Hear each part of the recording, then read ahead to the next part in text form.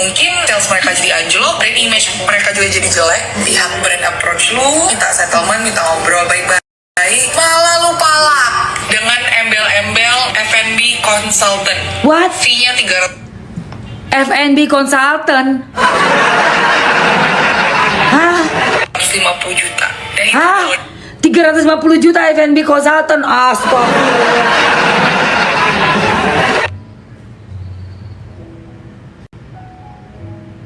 Serius? nego katanya ya. Ini yang mana nih? 100 juta. Hey, oh my god ya, sesuka-sukanya gua malu. Lo punya hak apa? Lo punya license gak? Lo punya legal standing gak? Bener. Sertifikat gak? Bener nih cewek.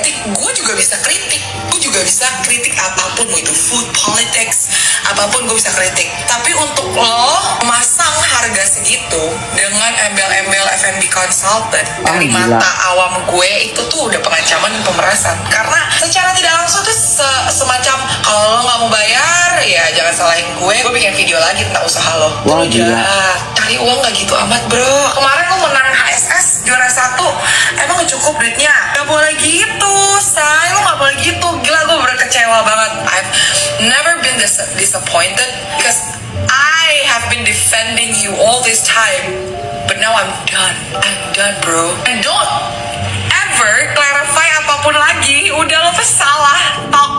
Just shut up bro, just shut up. Ini yang mana sih code blue-nya sih? Yang mana sih? Ini orangnya. Hah?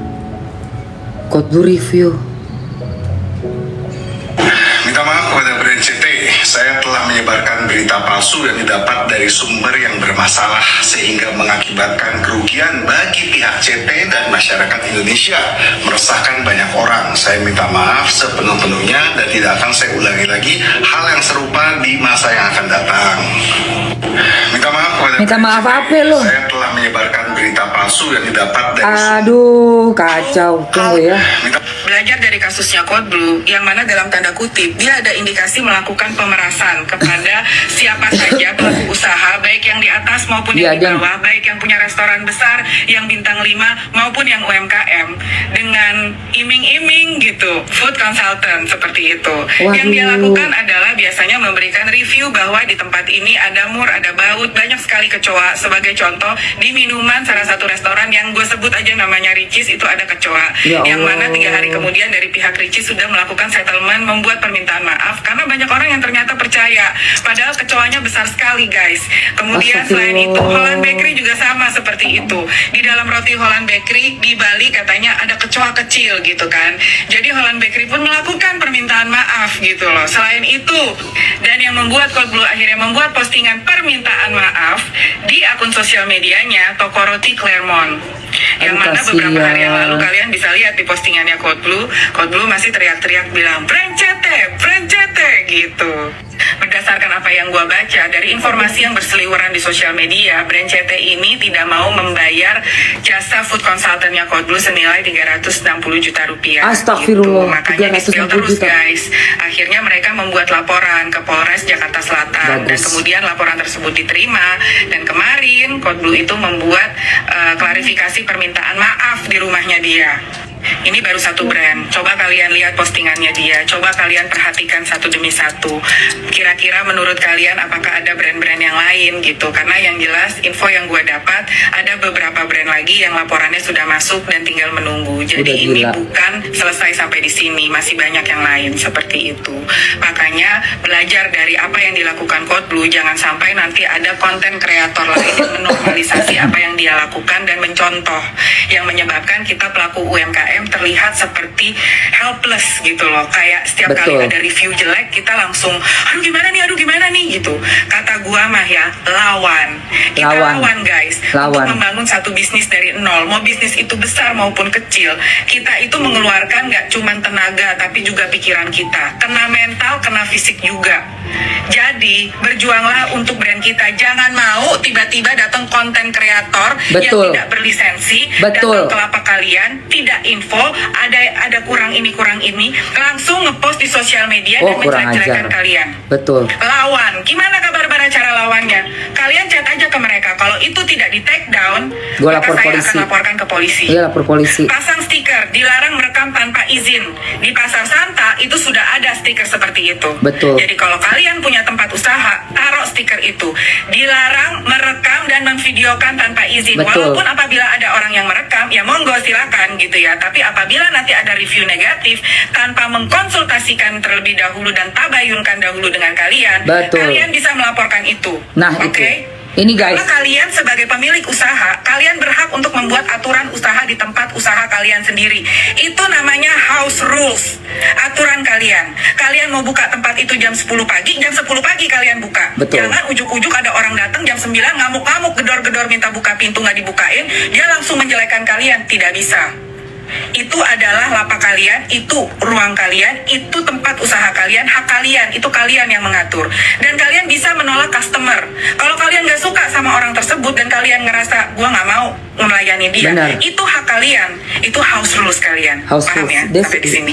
pinter nih si Yudi nih. Belajar dari kasusnya Code Blue. Jadi ini yang si mana Code dalam tanda Blue, kutip, kasusnya Code Blue, dia nge-review Claremont. Udah gitu, dia nge-up terus nih. Nge-up terus, pas udah dihubungin, akhirnya dia minta jasa sebagai konsultan F&B. Dia lisensinya apa? dia ada indikasi melakukan Waduh, akhirnya dia dilaporkan ke Polola guys. Tapi begitu masuk, lihat Walah, ini orang tuh. Wah, ngeri banget sih. Bener, bener. Gak kalau akan. viralin lah sekalian, jangan setengah-setengah, jangan cuma nyari Apa nih? 3 hari yang lalu, si Cold Blue nulis ini. engagement doang. Gua nggak takut lu mau laporin, semua yang mau laporin silakan. Kalau ada buktinya, gua nggak pernah terima fee take down video, tidak ada gua terima fee take down video, nggak pernah mau dan nggak akan pernah. Ini pure kerjasama camping. Kalau nggak sanggup bayar, nggak usah. Ini untuk kesekian kalinya lo nyerang gua, fitnah gua. Tidak ada yang benar, semuanya semua fitnah. Kalau lo tidak sanggup bayar, jangan bayar gua. Jangan ngajak gua ketemu, ngajakin kerjasama, lalu fitnah gua. Ya, mendingan lu beresin tempat lu yang penuh dengan tikus.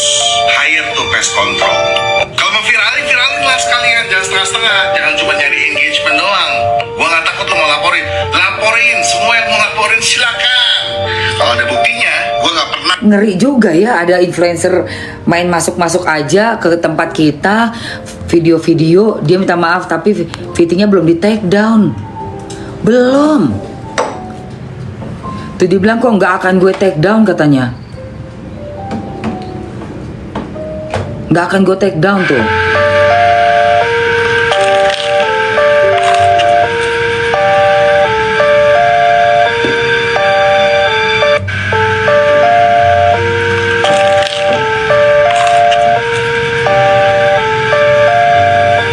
Ini orang kok kayak aneh sih.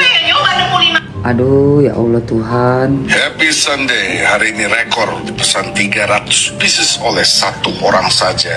Sultan.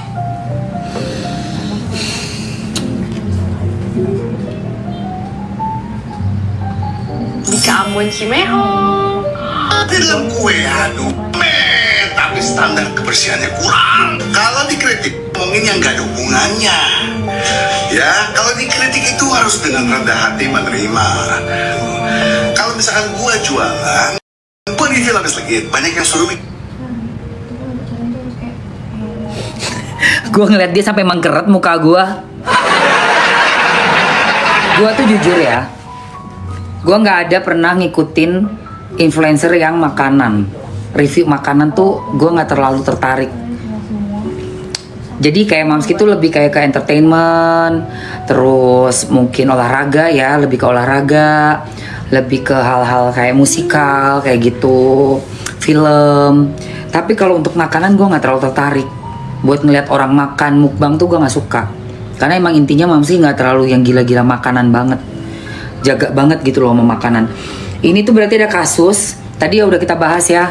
Bahas dong itu gimana kasus yang nge-review terus akhirnya minta uang sebagai konsultan ternyata 350 juta. Gilingan.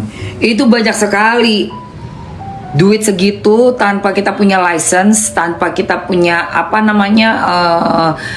yang memang layak ya sebagai konsultan untuk F&B.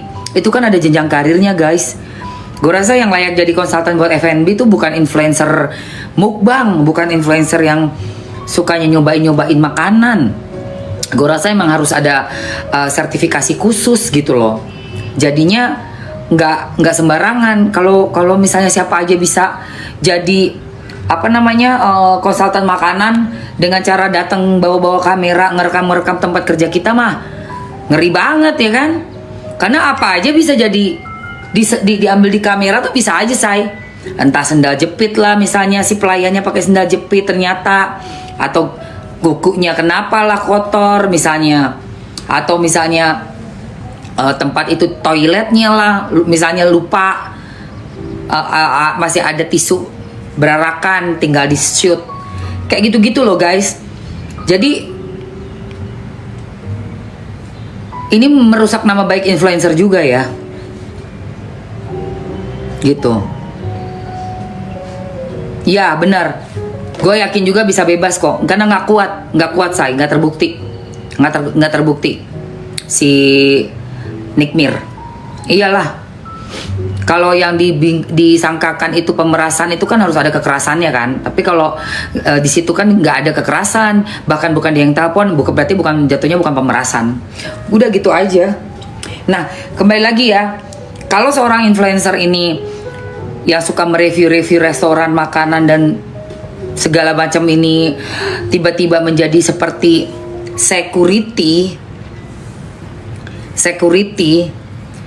masuk ke tempat kita, restoran atau kafe atau warung atau apapun lah tempat usaha makanan kita, terus dia ngambil video, itu kalian bisa halau sih dan bisa dilaporkan sih tanpa ada perjanjian dulu untuk datang, terus untuk di up itu kan privasi kalian, privasi yang punya usaha, itu bisa dilaporkan.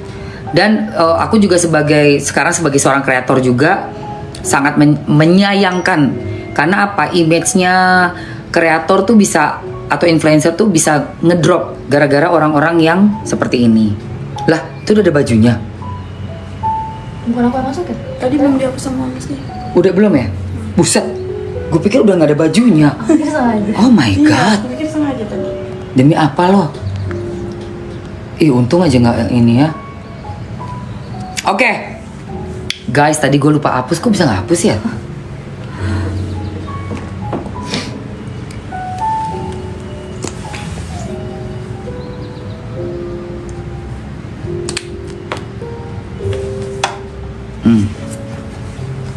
Kacau. Emang gak ada unsur pemerasan di percakapan itu. Di apanya? Oh iya, nggak ada unsur pemerasan di percakapan itu. Itu dia, karena kan gini loh guys, pemerasan itu harus laporannya itu harus sesuai. Kalau pasal yang ditetapkan, contoh pemerasan, berarti harus ada apa? Tindak kekerasan, ancaman, terus ditakut-takuti, diancem-ancem, itu wajib ada unsur-unsur itu. Jadi nggak bisa kita ngelaporin orang, saya diperas, tapi bukan kita yang ditelepon, tapi kita yang menelpon. Orangnya juga nggak menetapkan jumlah uang, kita yang menetapkan. Dari situ aja, dari bukti percakapannya Mail 10 menit, itu udah bisa dilihat, ini mah bukan pemerasan namanya. Ya, ada sale banyak. Tunggu, aku mau masukin, sebentar. Halo? Ada apa? Enggak, family mart aja deh. Boleh deh yang apa namanya yang isinya ada anak-anak udah aku berempat, aku Har sama si Kanya, bertiga. Beli ini tuh aja yang lemper yang satu-satu ya. Chicken lemper, ya. Aku mau deh bapak kacang merah. Iya. Makasih ya. Yuk. Jadi seperti itu ya guys. Makanya harus dilihat lagi nih laporannya, tindak pidananya ini yang pasal yang dijatuhkan ke sini kita Mirzani valid nggak tuh? Ada buktinya nggak? Saksinya mana? Kayak gitu. Ya kan? Ini kan yang jadi perdebatan kita semua kemarin.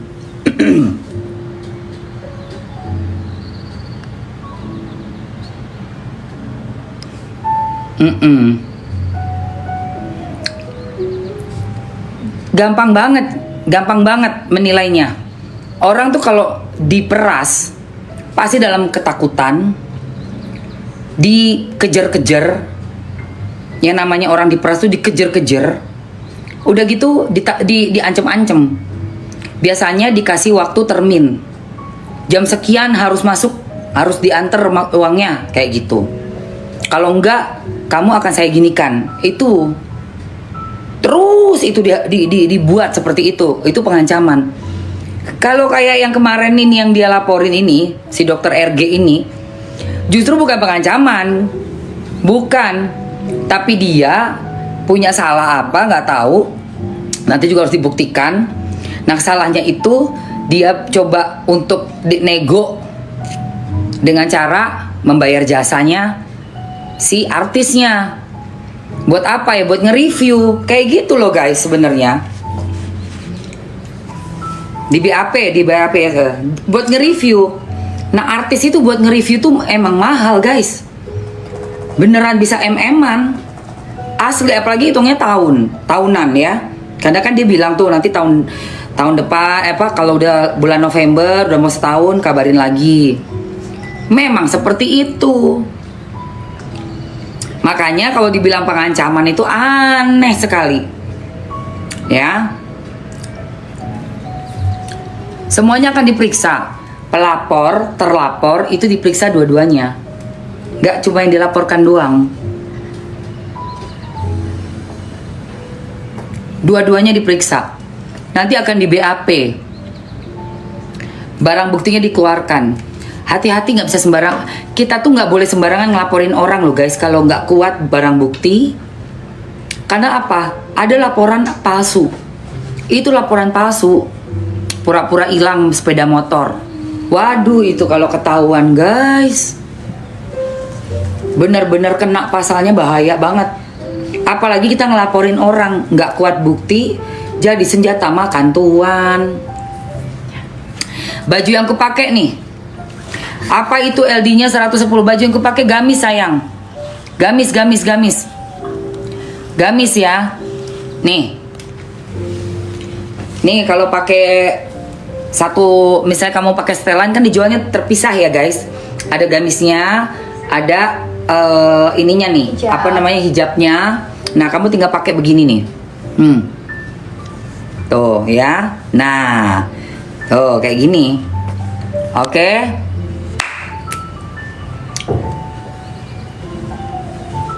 Mau nggak? Ya mau, gak bisa Mamski. Coba komen-komen dong. Buat lebaran cucok banget guys. Iya jatuh. Lebaran juga cucok.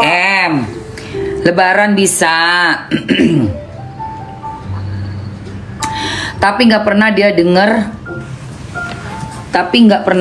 dia denger review bagus karena produknya nggak bagus. Coba yang mbak-mbak pakai jilbab itu, yang sama Nikita Mirzani naik ke atas panggung. Ayo, yang naik ke atas panggung sama Nikita Mirzani, itu langsung produknya, karena produknya emang bagus. Karena lucu ya, Lucu banget. Iya itu, karena produknya emang bagus. Jadi gini loh, kita itu sebagai pengusaha, kalau bikin produk atau launching produk atau ngejual produk, memang harus bisa menjamin produknya bagus. Kayak aku nih jualan skincare kerjasama sama Presley Skin. Ku yakinkan bener bahwa produk yang aku mau afiliasi ini harus bagus. Jadi ownernya sama aku tektokan terus. Ada yang kurangnya apa? Apa yang harus diperbaiki? Kemasannya, dalamnya ini tambah banyak, tambah berapa lagi? Misalnya dibilang UV filter. Oke, kalau nggak ada SPF jangan bilang ada SPF. Jadi nggak overclaim. Isinya apa? Niacinamide-nya berapa? Kayak gitu. Seperti itu, ya.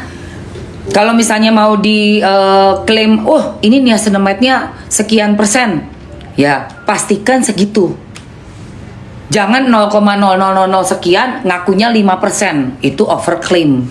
Itu yang kemarin ku kritik si apoteker, influencer tanda kutip. Itu yang ku kritik dia.